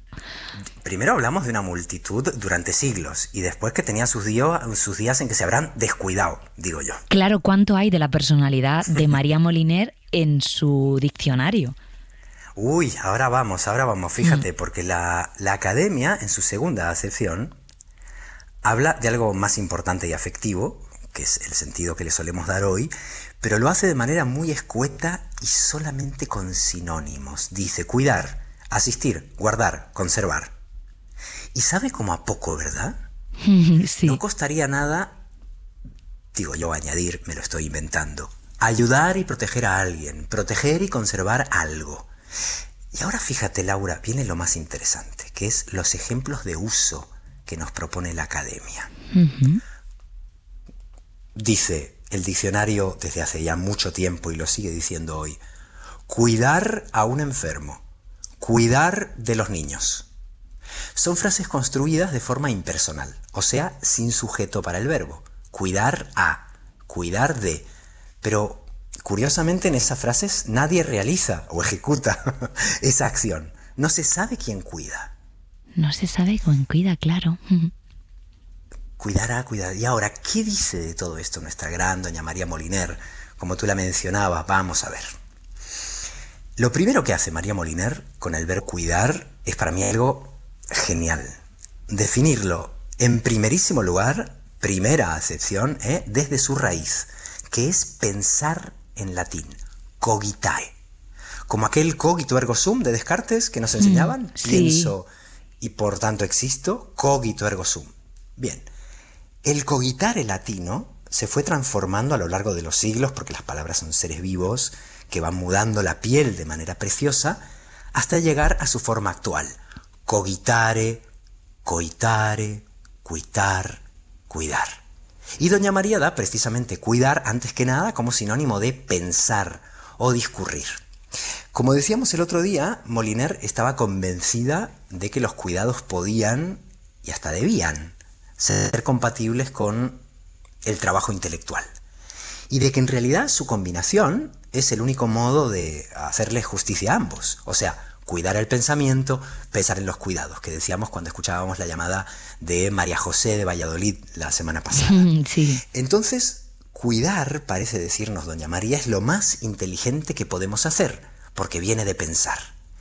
Y por eso define de manera afectuosa, incluso, fíjate, el cuidado de los objetos, dice María Moliner, atender a que una cosa esté bien o no sufra daño. ¡Guau! Y volvemos entonces, ¿sí? Qué Tener en cuenta detalle, el cómo se daño. fija en los detalles. Es que qué inteligente era, ¿eh? Y qué sensibilidad. Exactamente. Sentido y sensibilidad, como diría otra maestra. Mm. De hecho, en inglés, sensible significa razonable. Mm. Y yo creo que ahí tenemos mucho para pensar, cómo la sensibilidad puede ser razonable. Y volvemos entonces a los objetos, a los ejemplos de uso que te mencionaba antes. ¿Recuerdas? Esos que en el diccionario académico se conjugan de manera impersonal, o sea, omitiendo a quienes realizan esas acciones. Sí. Pues María Moliner hizo algo distinto con sus ejemplos de cuidar o de cuidado. Visibilizó a las personas que cuidan y protegen. Escribió, la mujer que cuida a los niños. O, por ejemplo, los niños están al cuidado de la abuela. Y María Moliner tuvo 13 nietos. ¡Ojo! ¡Cuidado!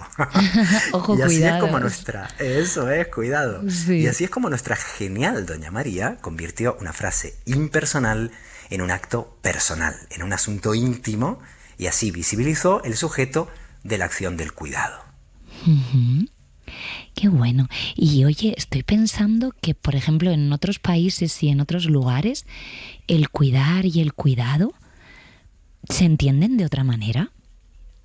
Sí, Así es, del mismo modo que hay distintas maneras de cuidar y muchas formas de pensar en las personas que cuidan, por supuesto la lengua lo refleja viajando por ese vocablo. Hay muchas frases hechas que usamos con cuidar, algunas muy usuales en España y otras no tanto. Por ejemplo, cuando queremos hacerle una advertencia a alguien, le decimos cuidado, o incluso con un diminutivo que lo vuelve todavía más amenazante, cuidadito, cuidadito, que está en el Moliner. En Granada, que es donde vivo, y en toda Andalucía, ya me dirás en tu tierra, se usa mucho una expresión que me encanta, que es cuidado con tal cosa, o cuidado con tal otra. Por ejemplo, cuidado con la tontería, o sea, menuda tontería.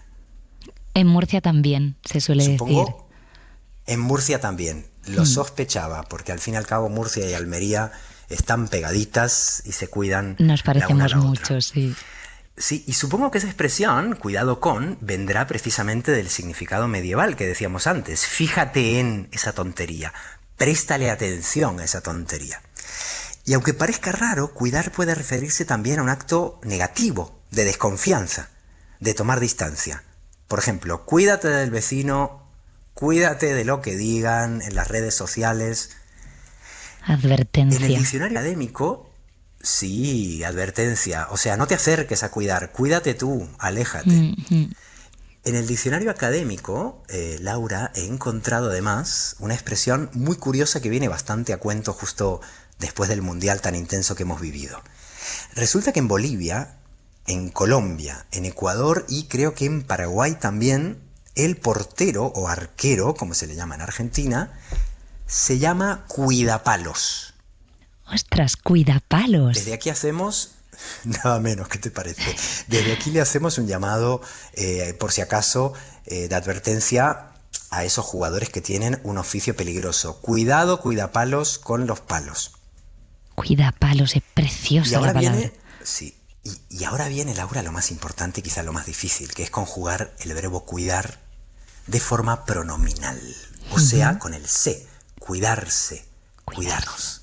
En palabras del diccionario panhispánico, que es otro diccionario que a mí me encanta, cuidarse sería mirar por la propia salud y protegerse de alguien o algo que puede causar daño.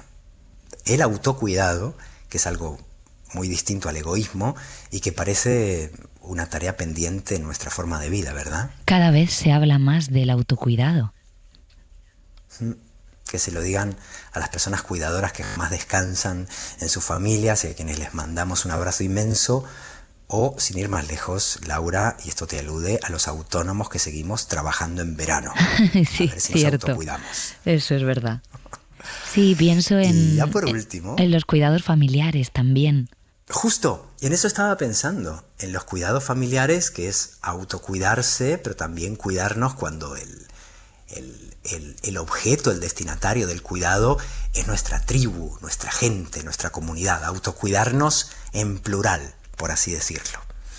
Y eso tiene un sentido más íntimo, y por supuesto cuidar es un verbo que forma parte del día a día de muchísimas personas. Y también de la gente que trabaja cuidando, por ejemplo en esos espacios que mencionábamos, ¿no? de cuidados intensivos. Cuidar es un verbo que nombra la experiencia de muchas familias, y en mi familia, por ejemplo, recuerdo que, como en tantas otras, me tocó cuidar de mi madre. Y por eso me gustaría ir cerrando nuestra caja de esta noche con un pequeño poema que escribí para mi madre, que nació en Argentina y murió en España, así que imagínate qué final horrible de mundial viví.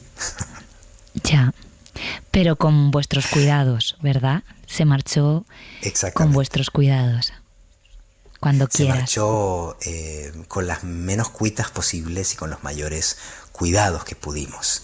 Y es un poema de un librito que se titula Isla con Madre y que habla de cómo seguir pensando en nuestros seres queridos después de despedirnos, cómo seguir invocándolos con amor, es también otra forma de cuidarlos, porque los mantiene vivos y presentes en nuestra vida. Si te parece, te lo leo con el acento original de mi madre, lo puedo intentar. Maravilloso, cuando quieras. Últimamente viajo para vos. Esta ciudad extraña, por ejemplo, se me hace familiar paseándola en tu nombre. Ahora cae la nieve. Es mentira, no cae. Pero te mereces jugar con esos copos que soñaste de niña en la ciudad donde nunca nevaba. Así que nieva, insisto, y una niña divaga alrededor de un poste, saltando hacia vos, madre, ¿quién cuidará de quién?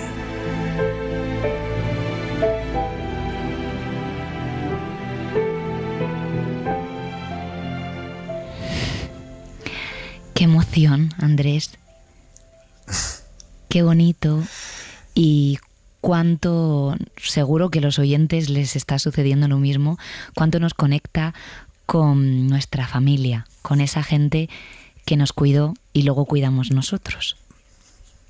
Así es, y cuidar nuestras palabras y también a nuestra gente forma parte, por así decirlo, de la misma gramática del mundo. Pues muchas gracias por este viaje, por la palabra cuidar. Y tengo unos minutos así muy rápido para preguntarte dos cosas. Primero, he tenido mucho cuidado de no preguntarte cómo estás por la derrota de Argentina. Tú tienes pinta de saber perder. ¿Y cómo estás con eso? ¿Cómo lo llevas? ¿Fue duro? Bueno, tú también eres medio español. No fue duro. Eso es. Yo llevo mucho más tiempo viviendo en España que en Argentina porque vivo aquí desde mi infancia. Claro. Así que he tenido 2 infancias, 2 escolaridades y 2 músicas en el idioma. Mi madre nació de vos y se murió de tú. Así que mi postura era la de mi pequeño hijo, que es andaluz, que vio el partido con la camiseta de España y debajo la camiseta de Argentina. Y cuando terminó el partido habíamos pactado que nos iríamos a comer un helado del equipo campeón, con los colores del equipo campeón, así que se comió un estupendo helado de mango y fresa. Y por supuesto nos pareció que España mereció ganar el partido, no cabía ninguna duda, pero el helado no nos lo quitó nadie. Esa es otra forma de cuidarse, ¿eh? Y el helado no lo quitó nadie. Qué bueno, qué buena manera de celebrar un final de mundial. Y la otra cosa que te quería preguntar es que hoy hacemos con oyentes historias de canciones y quiero pedirte para terminar una canción que sea importante en tu historia, que además vienes de familia de músicos y la música es una parte muy importante de tu vida. Pues fíjate, ya que mencionábamos a mi pequeño hijo de 2 orillas, no puedo evitar recordar, en el sentido etimológico, como diría María Moliner, porque recordar etimológicamente es volver a pasar por el corazón. Recordo. No puedo evitar recordar la canción Leonciño, en la versión de Caetano Veloso, porque es una canción, bueno, que habla de la naturaleza como si fuera una niña y tiene una ternura muy adecuada para cantar a criaturas, y en casa se la cantamos a nuestro niño, a nuestro leonciño infinidad de veces y cada vez que le escuchaba sonreía. Pues con esa canción te vamos a despedir esta entrega de Caja de Voces. Muchísimas gracias, Andrés Neumann. Cuídate. Buenas noches y un abrazo grande. Hasta pronto. Gosto muito de te ver, leãozinho, caminhando sob o sol. Gosto muito de você, leãozinho. Para desentristecer, leãozinho, o meu coração tão só. Basta eu encontrar você no caminho. Um filhote de leão, um raio da manhã, arrastando meu olhar como um imã. O O meu coração é o sol, pai de toda cor. Las canciones nos pueden traer muchas historias a la cabeza, todos tenemos alguna, que sí. A mí así sin pensar mucho me viene aquella noche de romería que no pudimos dormir porque los de la tienda de al lado pusieron sin parar la canción de aquel verano, El tractor amarillo. Y luego ya la primera canción que me aprendí yo en francés, que la cantaba como una loca, Voyage, Voyage. O la canción que me ponía para prepararme para ir de fiesta en casa, que me daba una marcha y ahí iba yo entonada, la de Believe de Cher, qué energía. Y oye, últimamente me gusta mucho ponerme la de Flowers de Miley Cyrus, casi nada. Un besito y una palentina por tierras navarritas. We were good, we were gold, kind of dream that can't be sold. We were right till we weren't, built a home and watched it burn. I didn't wanna leave you, I didn't wanna lie. Started to cry, but then remembered I can buy myself flowers, write my name in the sand, talk to myself for hours, see things you don't understand. I can take myself dancing.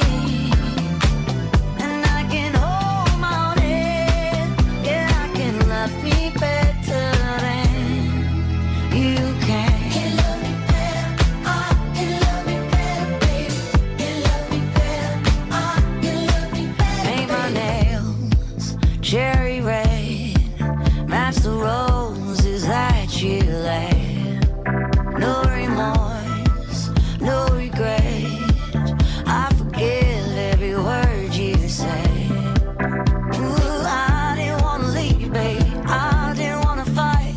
Started to cry, but then remembered I can buy myself flowers, write my name in the sand, talk to myself for hours, yeah, say things you don't understand. I can take myself dancing, yeah, I can hold my own head, yeah, I can love me better than you can. Can love me better, I can love me better, baby. Can love me better, I can love me better, baby. Can love me better, I can love me better, baby. Can love me better, I didn't wanna leave you, I didn't wanna fight. Started to cry, but then remembered I can buy myself flowers, write my name in the sand, talk to myself for hours, yeah, say things you don't understand. I can take myself dancing, yeah, I can hold my own hand, yeah, I can love me better than, yeah, I can love me better than you can.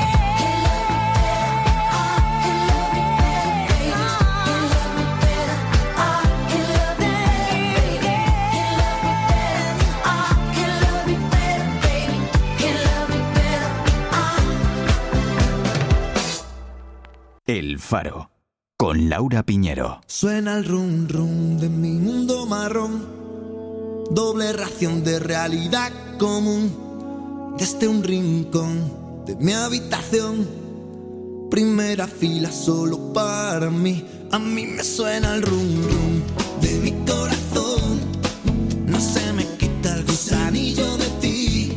Me suena el rum rum dentro de una estación, mi último tren ya no quiere salir.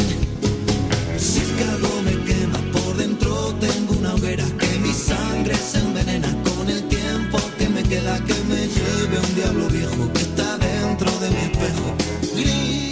Me dices canción y yo te digo estopa. Y te digo estopa con Rosario. Y te digo el run run. Si es que esa canción me define, esa canción soy yo. Sé que algo me quema por dentro, tengo una hoguera que en la sangre me envenena.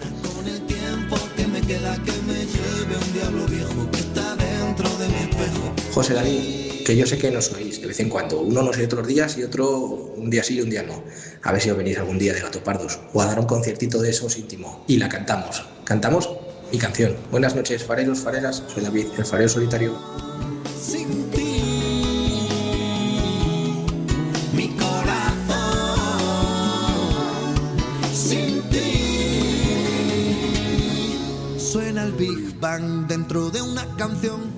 El Faro Canciones. Para todos los que trabajan en las verbenas de los pueblos. Los DJs, los técnicos de orquestas, las orquestas, los mariachis, los joteros, los barraqueros. Para Felipe en especial. Pa' aquí, pa' allá, de la fuga. Vivo más de noche que de día. Otra en opción, Soldadito Marinero. Con ella he cerrado todas mis sesiones de disc jockey desde que salió. Los mata, la cantan, los hunde. Se callan, se acaba. Soldadito marinero, conociste a una sirena. De esas que dicen te quiero si ven la cartera llena. Escogiste a la más guapa y a la menos buena. Buenas noches, Laura, equipo, fareros y fareras. Con el tema de hoy me viene una canción a la cabeza que era de Rafael Acarrá, Rumoren se llamaba, y la ponía de niño mi padre en el bar. Y se me quedó grabada y bueno, todas las canciones de Rafael Acarrá me gustan, pero esa en especial. Rumores, rumores, na, na, na, na, na, na. Buenas noches, Tomillos. Mi è sembrato di sentire un rumore, rumore, sarà la paura. Io da sola non mi sento sicura, sicura, sicura mai. Hola, fareros, fareras de Luisa. Incapaz de decidirme por una sola canción, iba a dejarlo estar, pero en esto escucho en la ventana a Iñaki de la Torre, que ante la propuesta de Laura saca a colación a Van Morrison. Y entonces he regresado a mi juventud y he recordado que mi primer amor, que precisamente fue de verano, me llamaba La chica de los ojos marrones, copiando el título de la canción de Van Morrison. Así que es con esta con la que yo me quedaría. Buenas noches, muchas gracias. Hey, where did we go? Days when the rains came down in the hollow, playing a new game, laughing and a running, hey, hey, skipping and a jumping in the misty morning fog with our hearts that thumping and you, my brown-eyed girl. Soy Alicia y os llamo de un pueblo de Huesca. Hay canciones que, claro, pues las tienes ahí, ya sea por diferentes circunstancias, pero me acuerdo cuando tenía yo 16 años, en 1967, Buenas vibraciones de los Beat Boys. ¡Madre mía! Y entonces no sabía lo que decían, pero qué música. Es que también he tenido 16 años, claro. Es que a gente de mi edad se les olvida, ¿eh? Que han tenido 16 años, por Dios. I'm picking up good vibrations. She's giving me the excitations. Hola, fareros, fareras, soy Monse Canción.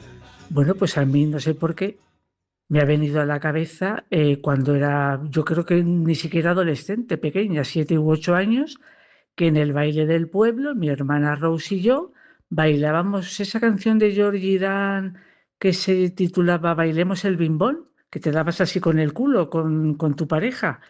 Es lo único que yo bailaba en ese baile, porque yo nunca me ha gustado, no he sido muy bailonga. Entonces, qué pena no habernos grabado, porque es que yo lo veo ahora y es que me partiría de risa. No sé si conocéis la canción, pero vamos, es Georgie Dan, Bailemos el bimbón. No sé, me ha venido a la cabeza, no sé por qué. Un beso. Bailemos el bimbo, que está causando sensación con esta melodía. Queridos amigos, con el Faro pasan cosas mágicas. Al escuchar el tema de esta noche, lo primero que sentí fue nostalgia, porque la primera canción que vino a mi memoria fue Alfonsina y el mar, que era la favorita de mi madre. Y recordé que yo, por ese espíritu de contradicción que tantas veces tienen las hijas con las madres, siempre le decía que era una canción muy triste, que a mí no me gustaba. Hoy la busqué en una plataforma para volver a escucharla y ocurrió algo inexplicable. En lugar de Alfonsina y el mar, sonó otra, Gracias a la vida. Y sentí que de alguna manera mi madre con esta otra canción me estaba enviando un mensaje, el de sonreír y seguir adelante. Soy Julieta Astur. Gracias a la vida que me ha dado tanto, me dio 2 luceros que cuando los abro perfecto distingo lo negro del blanco y en el alto cielo su fondo estrellado y en las multitudes del hombre que yo amo. Se me está ocurriendo que con todas estas canciones que estáis mencionando podríamos hacer perfectamente un disco, un CD, un vinilo y anotar todos esos recuerdos maravillosos que nos estáis contando. El FIP del Faro. Nombres propios tras la red.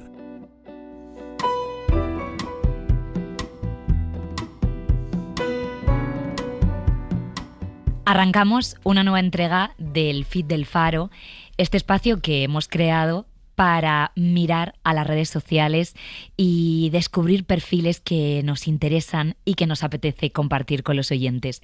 Paloma, muy buenas noches. Buenas noches, vamos a aprender mucho de estas personas. ¿A quién tenemos hoy? Hoy tenemos a Andrea Martínez, divulgadora literaria con más de 200.000 seguidores en redes sociales, que arrasa con sus recomendaciones con conciencia social y política. Su usuario se llama @literatura.o.barbarie. Es autora de su primer libro Anónimo es nombre de mujer, editado por Bruguera.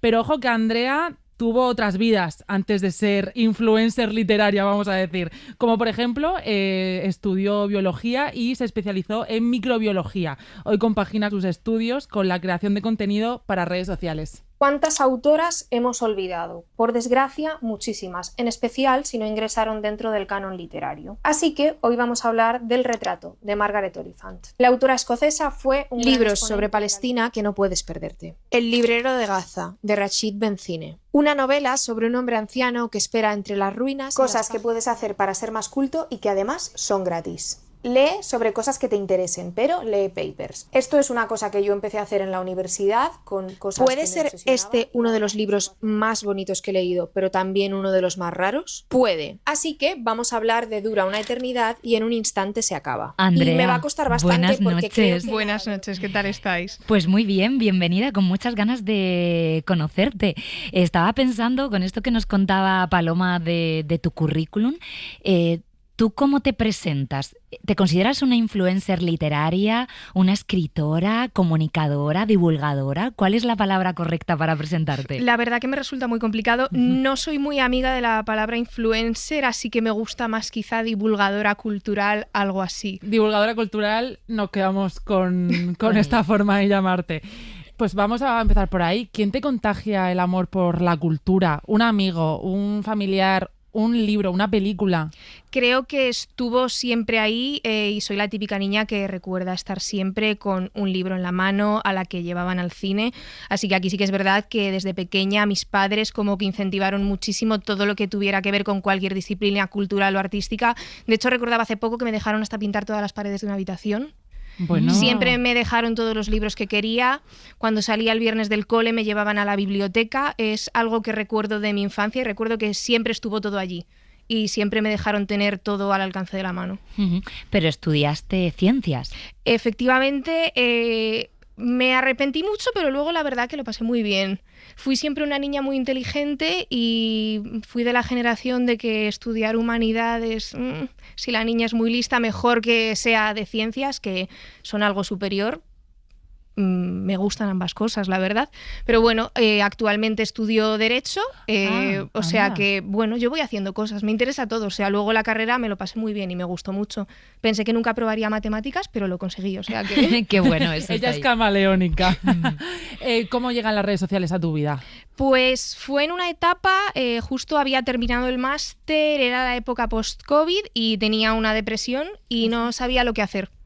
Entonces me acuerdo que un día muy triste dije, hace mucho que no lees, Andrea, y volví a leer muchísimo, lo cogí como con muchas ganas y ya vi a mi padre un poco harto de que fuera detrás de él por casa el hombre trabajando y yo ahí como, oye, este libro que me he leído está genial, no sé qué, y dije, oye, si yo me hago una cuenta de esto y lo comparto con la gente a quien le interese escucharme, y pues me puse con ello. Fue un poco vía de escape y luego pues aquí he terminado.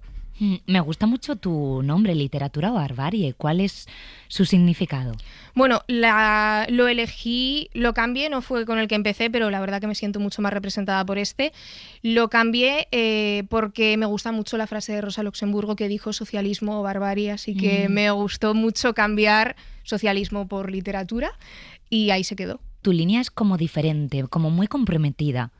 Es que siempre he sido una persona muy comprometida.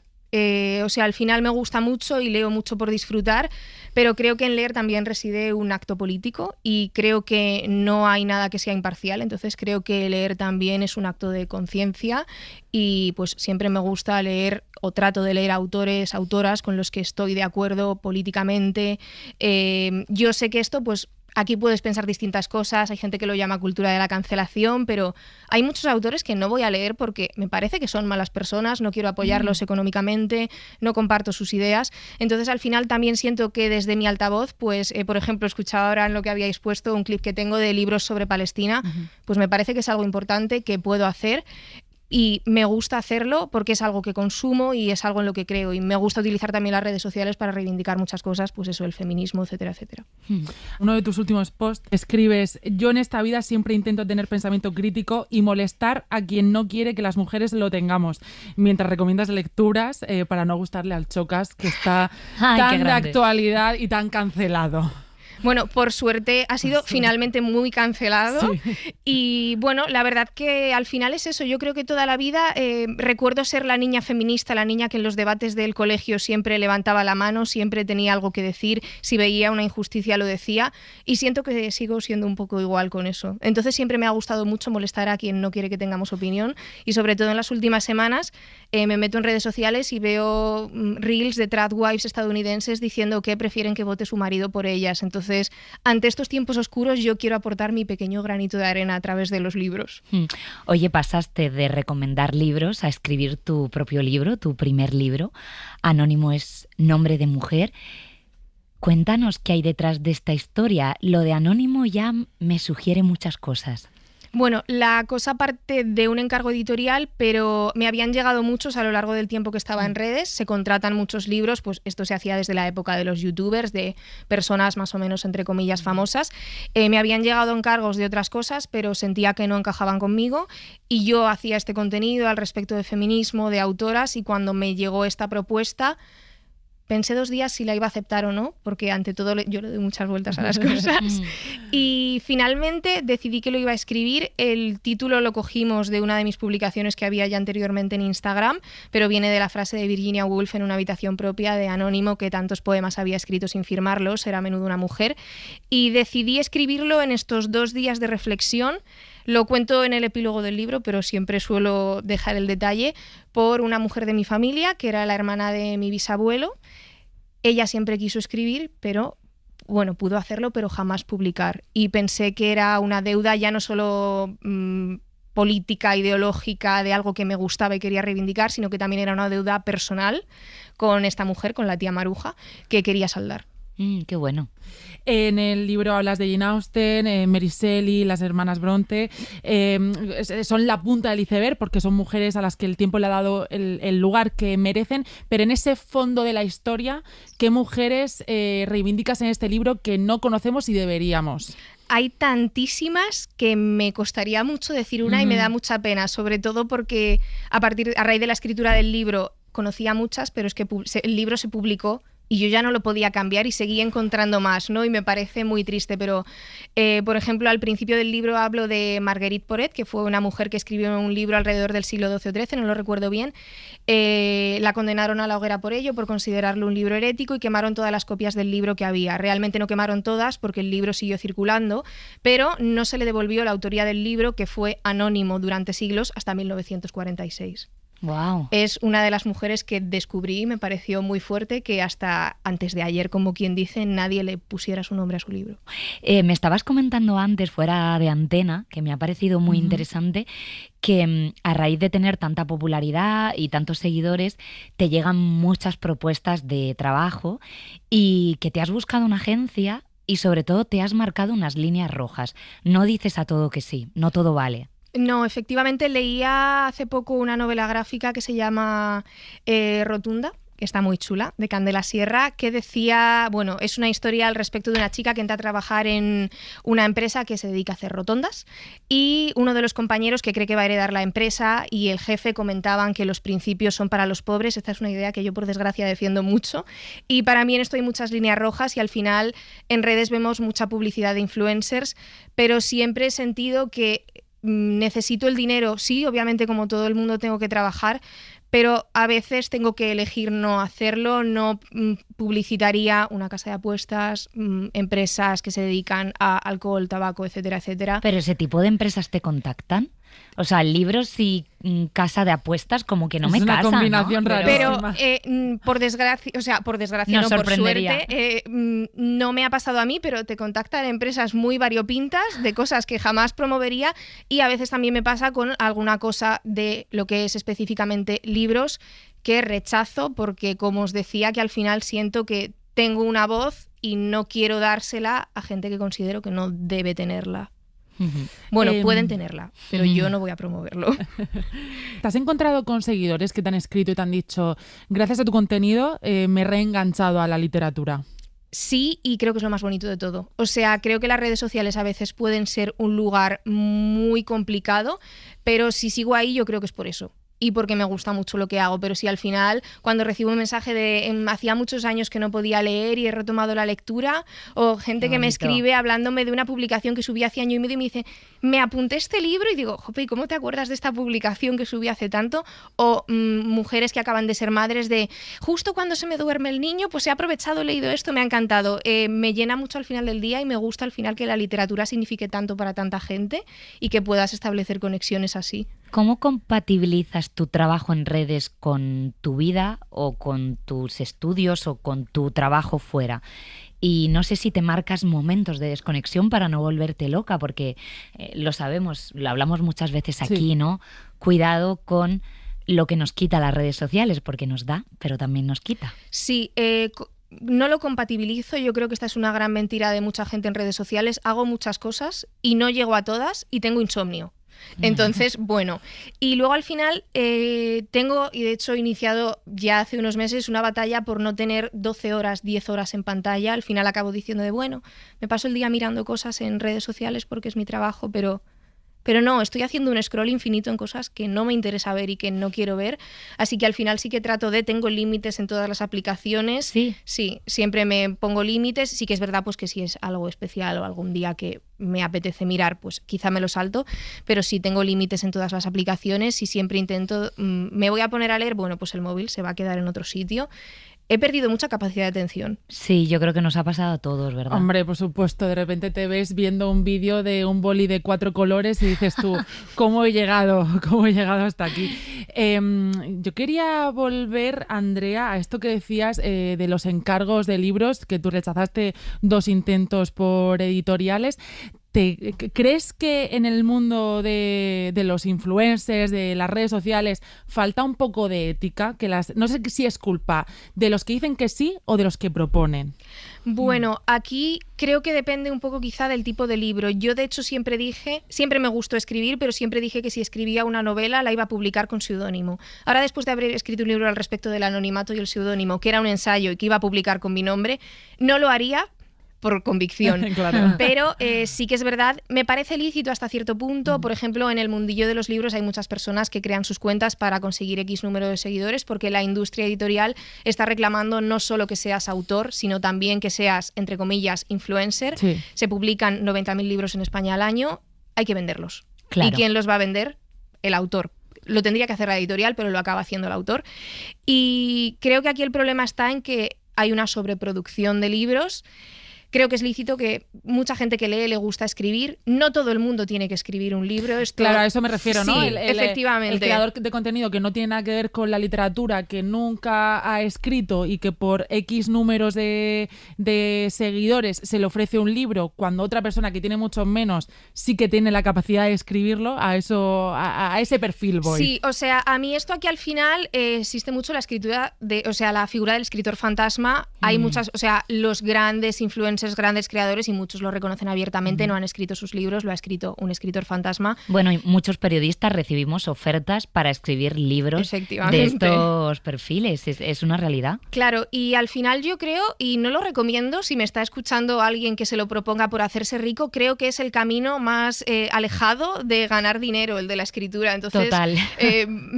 No lo haría, pero sí, o sea, creo que al final es muy tentador ver tu nombre en la portada de un libro en una librería, pero quizá no todo el mundo tiene una historia que contar, y esto suena mal decirlo, pero es que es eso, no todo el mundo tiene que escribir un libro siempre. No todos somos escritores. Oye, vamos a terminar porque nos quedamos sin tiempo con 2 cosas muy rápidas. Te vamos a pedir un libro para este verano y luego que nos digas un seudónimo. Un libro para este verano, voy a caer en lo que voy a decir en todos los sitios que me pregunten, bares, terrazas con mis amigos, La chica más lista que conozco, de Sara Barquinero. A mí ya me flipó su anterior novela Los escorpiones, y este último libro es increíble porque es la historia de una chica de provincias que viene, obviamente se sobreentiende que es la Universidad Complutense de Madrid, que es mi universidad, a estudiar filosofía. Y aquí entran en juego una serie de dinámicas de poder, de clase. Me parece una novela muy madura y creo que es un librazo increíble. Pues nos lo apuntamos. Yo me imagino en la playa leyéndolo. Sí. ¿Tu seudónimo, para terminar, si es confesable? Creo que el único sería mi nombre de Instagram. Ya si publico un libro seré siempre Andrea Martínez, así que me quedo con Literatura o Barbarie. Pues maravilloso. Pues Andrea Martínez, Literatura o Barbarie, muchísimas gracias por estar con nosotros. Muchas gracias a vosotras. Gracias, Andrea. Buenas noches. Sara Rodríguez, buenas noches. Muy buenas noches, Laura. Abrimos el espacio de El buzón de los veranos inolvidables, donde tú nos vas a ir contando otras historias relacionadas con el verano. Los oyentes en sus cartas, y tú vas a mirar desde otro lugar. Hoy quieres hablarnos de un verano muy especial y singular porque no existió. Nos hablas de un año que no tuvo verano. Así es difícil imaginarlo, pero en el verano de 1816 no salió el sol, afectó a buena parte del planeta y de hecho en Estados Unidos en aquel verano llegaron a producirse muertes por las bajas temperaturas e incluso una gran tormenta de nieve. ¿Y cómo se llegó a esa situación? Pues los culpables fueron 3 volcanes que entraron en erupción al mismo tiempo casi por todo el mundo. El más grande, el volcán de Tambora, en la actual Indonesia. Así lo explicaba el meteorólogo Andrés Gómez en la televisión de Castilla y León. La erupción, el volcán Tambora está en latitudes tropicales. Entonces, desde allí se departió muy bien la ceniza. Si la erupción hubiera sido en otra zona de la Tierra, no hubiera sido lo mismo. Pero desde los trópicos, las corrientes de aire lo que hicieron fue expandir. Claro. Estamos viendo la consecuencia. La radiación solar normalmente llega sin ningún problema, pero cuando tenemos una erupción de esas características, voy a dar algunos datos. Por ejemplo, la erupción del Tambora, en total fueron unas 140.000 millones de toneladas de material lo que arrojó a la atmósfera. Eso hizo que durante 2 días, en 600 kilómetros a la redonda, se hiciera de noche. Se hizo de noche. ¿Y cómo afectó ese clima y ese estado a la población? Pues ese principio de 1816 en concreto, fue bastante difícil. En Europa hubo hambrunas masivas por la muerte de las cosechas. También se extendieron epidemias, un desastre por todas partes. Sí, pero luego hay otro lado, ¿no? Creo que el arte se vio beneficiado. Sí, así es. Ahí fue completamente diferente. Tuve un sueño que no fue un sueño. El sol se había extinguido y las estrellas vagaban a oscuras en el espacio eterno. Sin luz y sin rumbo, la helada tierra oscilaba ciega y negra en el cielo sin luna. Llegó el alba y se fue, y llegó de nuevo sin traer el día, y el hombre olvidó sus pasiones en el abismo de su desolación. Así describió Lord Byron ese verano. Lo pasó en su mansión cerca de Ginebra, la Villa Diodati. Junto a una hoguera se reunían en la casa Byron, Percy Shelley, John Polidori y una joven Mary Shelley. Allí, entre cuentos de terror, Byron escribió fragmento de una novela, Polidori el vampiro, que décadas después inspiró a Bram Stoker, y Mary Shelley dio forma a su Frankenstein. O sea que de un verano catastrófico se crearon varias de las grandes obras de la literatura universal, también cuadros y un montón de creaciones artísticas. O sea que hay belleza en esta oscuridad. Qué bueno. Muchas gracias, Sara, por esta historia. A ti, como siempre. Y de tu verano vamos a abrir el buzón de los veranos inolvidables, porque ya tenemos varias cartas que nos han llegado a la redacción y hoy vamos a escuchar la de Roberto de Madrid. El verano que tuve 13 años fue el último en el que fui libre. Me explico, libre sin ataduras reales, de esas que luego marcan tus decisiones. Con 13 años solo tenía que hacer caso al sargento de mi madre y sonreír a mi padre. Lo demás era anarquía pura. Después de 10 años en un colegio estricto, me empecé a dejar el pelo largo, me puse varias pulseras en mis finas muñecas y la idea de ponerme un arito en la oreja fue cobrando forma. Era tan joven e inexperto que incluso el amor era algo que me sonaba, pero no me quitaba el sueño. A mí solo me importaban mis amigos y ganar a Luis Arrogante en el futbolín, poco más. Aún tenía toque de queda y hora para irme a la cama, por lo que mi amor a la radio fue creciendo desde músicos que me explicaban mi mundo a programas de cine y ovnis. También devoraba libros y cómics y a modo de anécdota encontré en una bolsa retro de Adidas un montón de novelas del oeste y de Corín Tellado. Las segundas obviamente las leí a escondidas. De madrugada me levantaba a hurtadillas y esbozaba ripios en un sillón que aún conservo por razones puramente sentimentales. Jugaba al ajedrez contra mi ego y perdía. Me enrabietaba y a la noche siguiente hacía la partida un poco más larga. Ese verano fui libre. Junio, julio, agosto y septiembre. Después, sin darme cuenta, me enamoré. Firmé hipotecas, perdí, aún haciendo algunas trampas, y rotulé decepciones en mi corazón. Con cierto pragmatismo impropio de mi edad, guardé en un cajón retazos de esa libertad soñada, de cualquier día de ese verano en el que tenía 13 años, y ahora, cuando el mundo me aprieta, la saco a bailar y beso el vientecillo que trae consigo. Me escapo al mar, me emborracho y veo el amanecer. Luego la vuelvo a guardar en su cajón y dejo que el mundo siga girando. La carta de Roberto de Madrid que nos ha llegado física a la radio, con su letra, su sobre. Paloma, ¿qué tienen que hacer los oyentes para enviar cartas como la que ha enviado Roberto de Madrid, por cierto, leída por nuestro compañero Rubén Rodríguez? Pues muy fácil. Para empezar, escribir una carta. Recordamos el tema, pues el verano, noches de verano, qué están haciendo, a dónde van a viajar, el verano de sus vidas y a dónde. Vamos a ver, Gran Vía 32 bis, centro. El código postal, ¿vale? Os digo, 28013, Madrid, planta octava. Esperamos vuestras cartas para veranos inolvidables y estas son las cartas manuscritas, pero vamos a avanzar el tema de mañana que tiene que ver con caminar. Caminar, ¿os gusta caminar o vais en transporte público, bicicleta, motocicleta? No soportáis utilizar los pies por la ciudad. Si vais andando a todos lados. Luego también vamos a ponernos un poquito metafóricos. ¿Desviarse del camino abre nuevas oportunidades o es un tropiezo en la vida? ¿Qué camino no cogieron por miedo a equivocarse? Pues esto hacemos historias de caminar, caminos. Mañana que tendremos además caminante a Elvira Sastre. Vamos a caminar con ella por la ciudad sin rumbo para que nos cuente historias, porque cuando caminamos siempre pensamos de otro modo, ¿verdad? Es una experiencia caminar, de verdad que sí. Pues esperamos esas notas de voz. Aquí lo dejamos. Hasta mañana. Un beso. Gracias, Adiós. Paloma. Hasta mañana. Adiós.